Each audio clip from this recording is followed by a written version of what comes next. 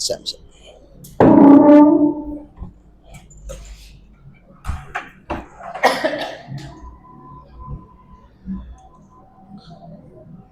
Assalamualaikum warahmatullahi wabarakatuh.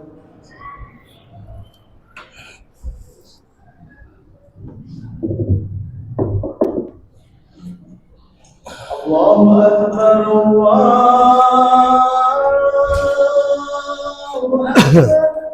Allahu Akbar. Allahu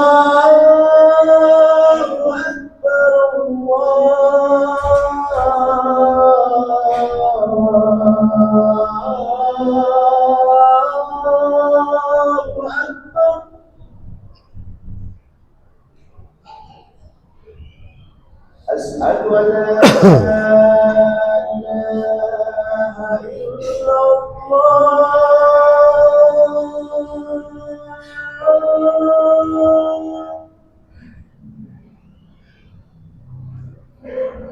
Asyhadu an la ilaha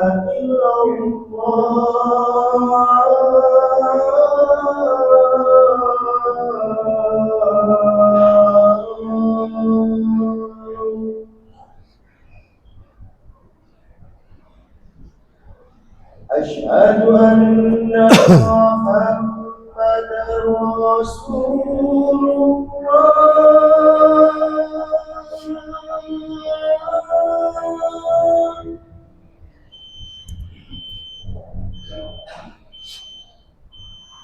Asyhadu anna Muhammadar Rasulullah.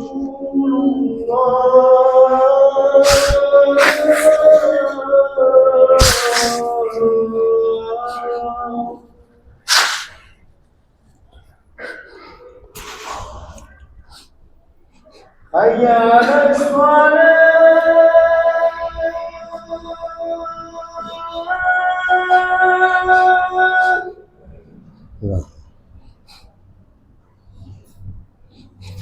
Hayya 'alas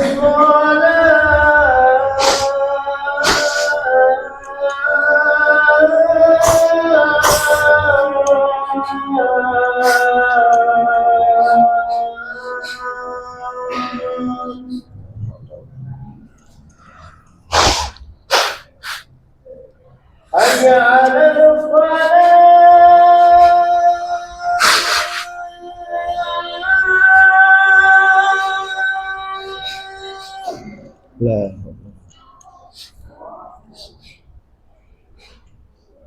Hayya 'alal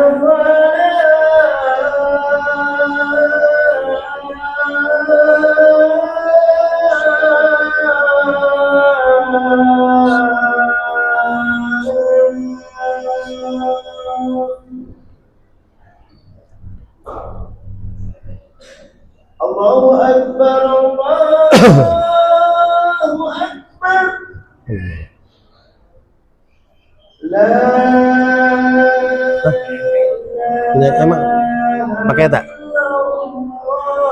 Iya tak, samping.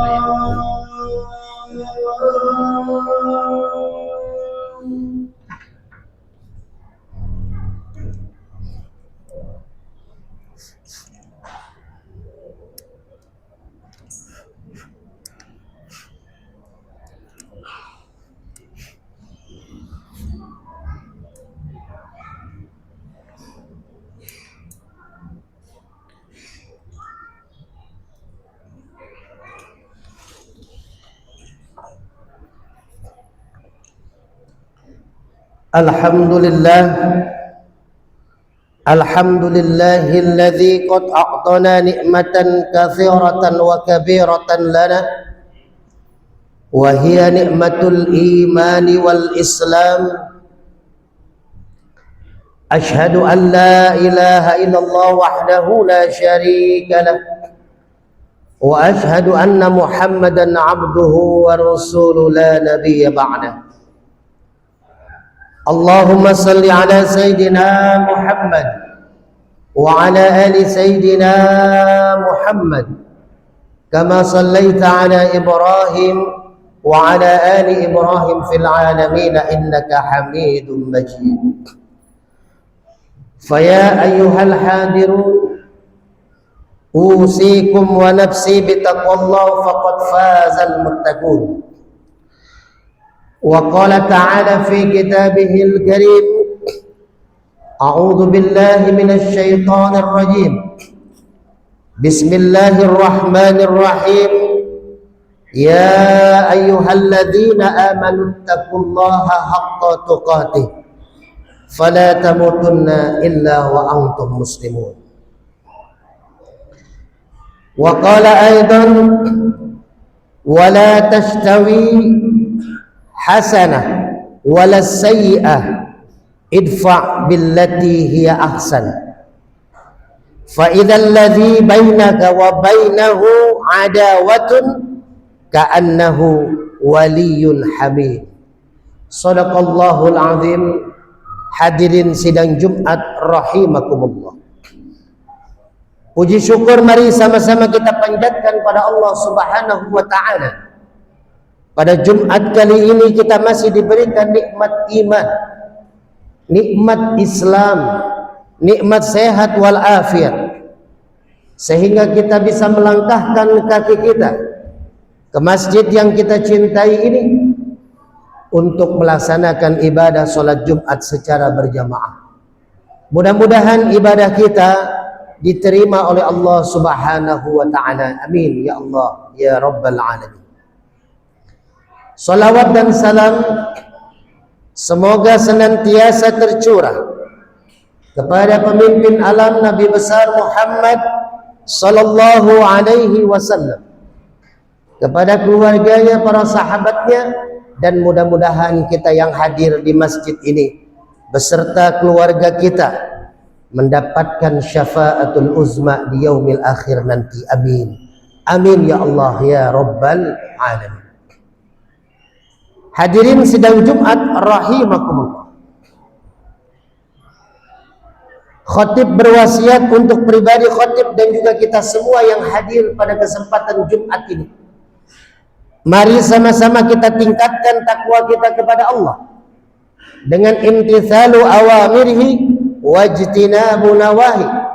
Kita berusaha hari demi hari, minggu demi minggu, kita berusaha memperbaiki diri agar menjadi insan yang bertakwa dengan menjalankan perintah Allah dan menjauhi segala macam yang dilarang oleh Allah Subhanahu wa taala.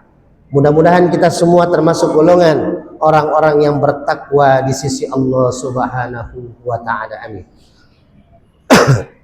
Hadirin sidang Jumat rahimakumullah. Suatu saat ada jamaah datang lalu bertanya, "Ustaz, saya sering sekali disakiti hati saya, Ustaz. Orang dekat saya, kerabat dekat saya, sahabat dekat saya sering sekali menyakiti hati saya. Seringkali saya dizolimi, Ustaz, difitnah, dicaci maki, sakit hati saya, Ustaz. Apa yang harus saya lakukan, Ustaz?" Hadirin yang dirahmati Allah, Jumat yang singkat ini izinkan khatib untuk mengingatkan kepada pribadi dan juga kita semua. Pasti kita manusia punya hati. Dengan punya hati pastinya pernah sekali, dua kali, bahkan berulang kali mungkin hati kita tergores. Hati kita tersakiti. Maka apa yang mesti kita lakukan? Hadirin yang dirahmati Allah, mari kita kupas pada Jumat kali ini. Hadirin sidang Jumat rahimakumullah. Di dalam ilmu tasawuf ada dua hal yang harus kita renungkan. Ada dua yang harus kita jadikan sebagai moto dalam kehidupan. Yang pertama, kalau kita haus, maka kita harus mencari air minum, dan mari kita meminum air agar hilang rasa hausnya. Yang kedua, ketika kita sakit hati, maka obatnya adalah memaafkan. Hadirin yang dirahmati Allah, obatnya haus adalah minum, obatnya sakit hati adalah memaafkan. Sebagaimana hadis dari Imam Muslim, dan tidak ada orang yang memaafkan orang lain kecuali Allah akan menambahkan kemuliaan kepada orang itu. Kalau kita disakiti lalu kita memaafkan, maka Allah akan menambahkan kemuliaan kepada kita. Jalaluddin Rumi dalam kitabnya Masnawi mengatakan, biarkanlah hatimu patah. Karena orang yang disakiti hatinya, maka hatinya akan patah. Dia diomongin keburukannya, bahkan difitnah. Kan sekarang lagi marak nih. Ya, lagi marak di media sosial, saling fitnah, saling bully, saling hina. Ulama dibully, ulama dihina. Artis dibully, artis dihina. Padahal kita kenal aja enggak. Tapi ketika kita, komentar kita begitu pedasnya, maka Jalaluddin Rumi dalam kitabnya Masnawi mengatakan, biarkanlah hatimu patah. Karena dengan hatimu patah, hatimu akan terbuka. Ketika hati yang tersakiti, maka hatinya akan patah. Ketika hati kita patah, disitulah hati kita akan terbuka. Dan ketika hati kita terbuka, Allah mudah memasukkan hidayah, memasukkan hal kebaikan kepada hati kita. Orang-orang yang hatinya sakit, hatinya patah, hatinya hancur, hatinya sedih, maka yang teringat kepada dia, yang teringat oleh dia adalah Sang Pencipta, Sang Khalik, Allah Subhanahu wa Ta'ala. Dia menangis lalu beristighfar, ya Allah, aku disakiti ya Allah. Maka orang yang sering disakiti, hatinya akan sering patah dan akan mudah dimasuki hidayah oleh Allah Subhanahu wa Ta'ala. Hal yang wajar ketika orang disakiti hatinya dia marah. Marah ini adalah manusiawi. Rasulullah sendiri pernah marah. Tapi marahnya Rasulullah sangat bijaksana. Maka menurut Ibnu Athaillah dalam kitabnya Al-Hikam, marah ini ada 4 kedudukannya. Yang pertama, ketika kita marah, ketika kita sakit hati kita, maka jadikan sakit hati kita untuk lebih dekat kita kepada Allah dan berdoa kepada Allah. Ketika kita marah, yang pertama kata Ibnu Athaillah, kita berdoa kepada Allah. Apa yang kita doakan? Hati-hati, jangan kita doakan keburukan buat orang lain. Biasanya kalau kita sakit hati, ya Allah, saya disakiti oleh si fulan, laknat fulan itu ya Allah, jadikan hidupnya hancur ya Allah. Jangan seperti itu. Seperti Rasulullah ketika disakiti, lalu malaikat Jibril turun menawarkan Rasulullah untuk menimpahkan gunung Uhud. Apa kata Rasulullah? Jangan Jibril, aku memohon kepada Allah, berdoa, mudah-mudahan orang-orang yang selama ini menzolimiku diampuni oleh Allah, diberikan hidayah oleh Allah. Kalaupun dia tidak diberikan hidayah, mudah-mudahan anak cucu keturunannya dapat hidayah. Maka yang pertama kalau kita marah, kita berdoa kepada Allah, mengadukan, ya Allah, berikan aku keadilan ya Allah, kuatkan aku ya Allah. Itu yang pertama, kita doa kebaikan untuk kita, bukan mendoakan keburukan buat orang lain, walaupun orang itu yang menyakiti kita. Yang kedua, ketika kita marah, ketika kita sakit hati, kata Ibnu Athaillah dalam kitab Hikamnya, kita tahan sekuat-kuatnya amarah kita. Udah dipendam aja dah, kita tahan aja. 1 hari, 2 hari, 1 minggu, 2 minggu, mudah-mudahan amarah itu akan reda dengan sendirinya. Lalu yang ketiga, tingkatan yang ketiga kita ketika kita marah, kata Imam Ibnu Athaillah, kalau kita disakiti orang lain, maka kita maafkan kesalahan orang itu. Ini luar biasa.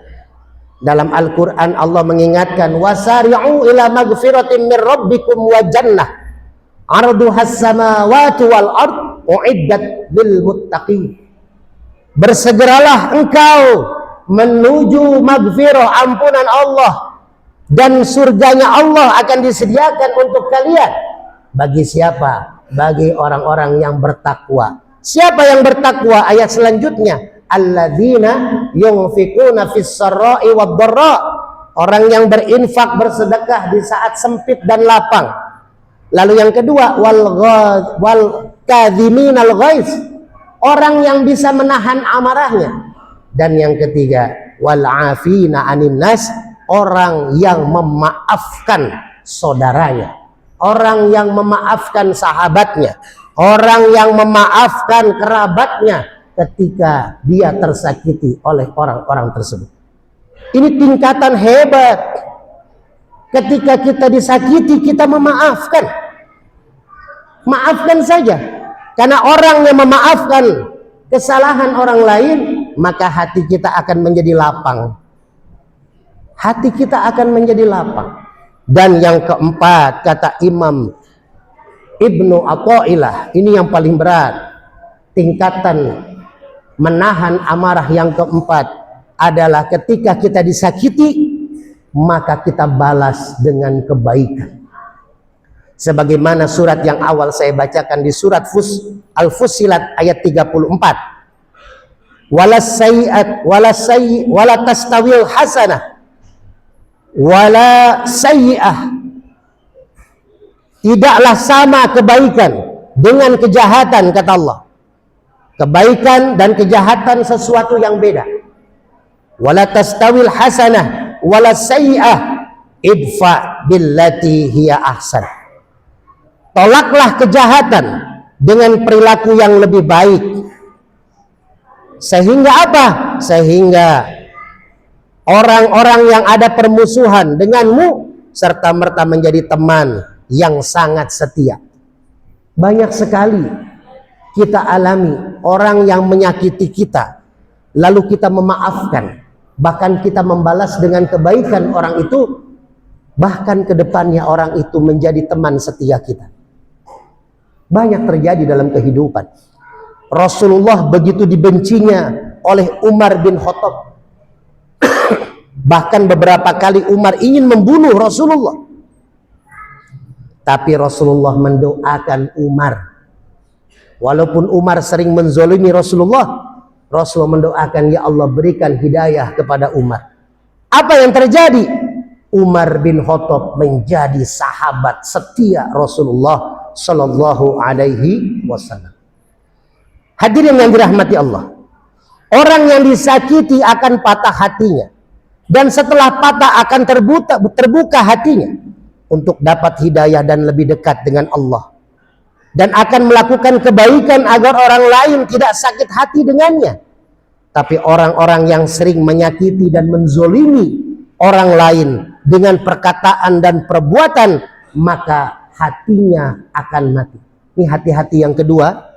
Orang yang disakiti, orang yang sering disakiti, hatinya patah dan akan mendapatkan kebaikan. Tapi orang yang sering menyakiti, yang sering menzalimi, maka lama-lama hatinya akan dibikin mati oleh Allah Subhanahu wa Ta'ala. Maka kita harus pandai-pandai menjaga lisan kita. Kalau saat ini bukan hanya lisan, kita pandai-pandai menjaga jari jemari kita dalam berkomentar, dalam WA group, dalam komentar-komentar di media sosial lainnya. Bahkan kadang orang yang kita nggak kenal saja kita caci maki, kita hina, padahal kita tidak tahu apa permasalahan sesungguhnya. Hadirin yang dirahmati Allah, hati-hati. Ibnu Athaillah dalam Mantan Al-Hikam mengatakan, ciri-ciri orang yang mati hatinya ada dua. Yang pertama, ketika seseorang tidak merasa kecewa ketika meninggalkan kesempatan dalam beribadah. Ini hati-hati. Kalau kita nih ketinggalan sholat duhur, ketinggalan sholat Jumat, lalu ketiduran sampai tidak sholat subuh, tapi kita tidak merasa kecewa, tidak merasa gelisah hatinya, hati-hati. Berarti ini tanda-tanda hati kita mati menurut Imam Ibnu Athaillah. Yang kedua, kata Imam Ibnu Athaillah, hati kita tuh tanda-tanda mati ketika kita tidak merasa sedih ketika kita melakukan maksiat kepada Allah Subhanahu wa taala. Ketika kita bermaksiat, minum minuman keras, berzina, mencuri, korupsi, berbohong, munafik, kita melakukan kemaksiatan itu, tapi kita merasa tidak sedih. Kita main judi online, kita menipu sana sini dalam berdagang, maka kalau tidak ada kesedihan di dalam hati kita, hati-hati, itu tanda-tanda hati kita mati. Dan Ibnu Ajibah menambahkan satu lagi dalam kitabnya, ketika orang yang hatinya mati, maka dia akan dipersatukan, akan dikumpulkan, akan berteman dengan orang-orang yang sama-sama hatinya mati. Lingkungannya akan buruk. Kalau kata orang tua kita, bergaullah dengan orang tukang minyak wangi, maka kita akan kebawa wangi. Berkumpullah dengan orang-orang alim ulama, maka kita akan kebawa keberkahannya. Tapi kalau kita kumpul dengan ahli maksiat, maka kita akan masuk ke dalamnya. Maka hadirin yang dirahmati Allah, hati-hati ketika kita sering zalim kepada orang, lama-lama hati kita akan ada noktah-noktah hitam, dan semakin lama hati kita akan mati dan tidak akan mau menerima kebaikan. Naudzubillah summa naudzubillah. Ibnu Mas'ud radhiyallahu anhu mengatakan, orang-orang yang sering berbuat zalim dan hatinya mati dan beku, maka dia akan enteng untuk berbuat maksiat dan ia tidak merasa beban lagi melakukan itu. Hadirin yang dirahmati Allah, kalau sudah seperti ini, tunggu saja, Allah yang Maha Penyayang akan memberikan peringatan kepada orang-orang yang hatinya telah mati. Dan dengan cara apa Allah memberikan peringatan? Dengan cara Allah membuka aibnya. Hadirin yang dirahmati Allah, hari ini kita masih dihormati orang lain, kita masih disegani orang lain karena aib kita ditutup. Kita tengok di media sosial, ketika Allah bukakan aib kita, ketika Allah bukakan aib, maka hina dina seluruh orang, menghujat, mencaci maki, dikorek-korek lagi tentang hal-hal yang berbau kemaksiatan dia.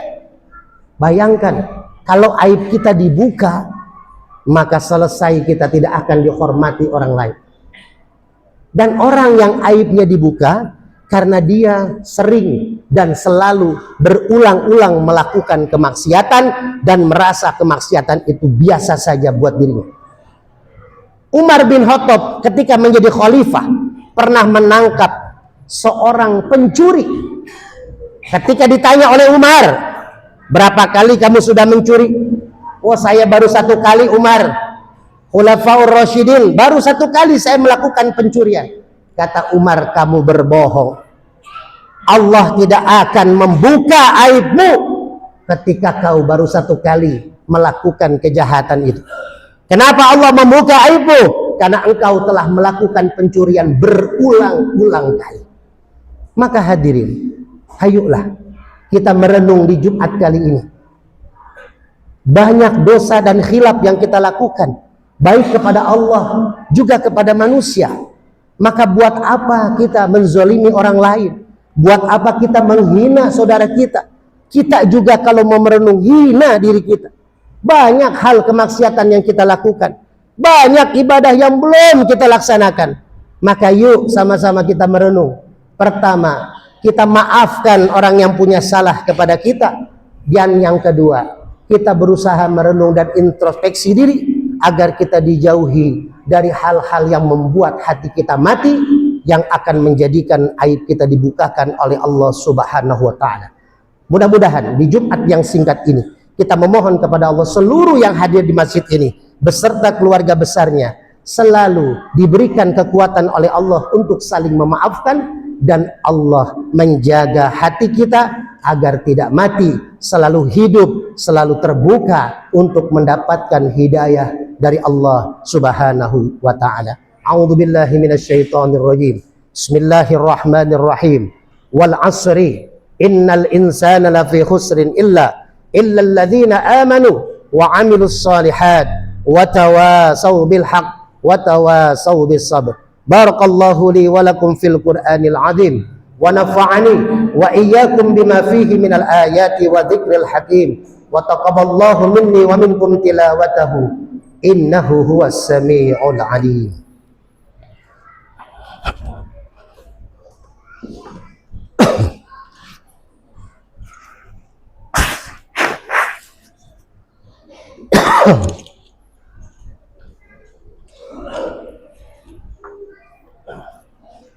Alhamdulillah nahmaduhu wa nasta'inuhu wa nastaghfiruh wa na'udzu billahi min shururi anfusina wa min sayyiati a'malina may yahdihillahu fala mudilla lahu wa may yudlil fala hadiya lahu.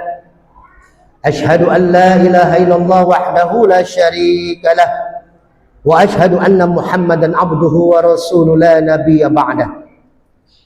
Faya ayyuhal hadirun usikum wa nafsi bitaqwallah faqad fazal muttaqun. Wa qala ta'ala fi kitabihil aziz, a'udzu billahi minasy syaithanir rajim. Bismillahirrahmanirrahim. Ya ayyuhalladzina amanu taqullaha haqqa tuqatih fala tamutunna illa wa antum muslimun.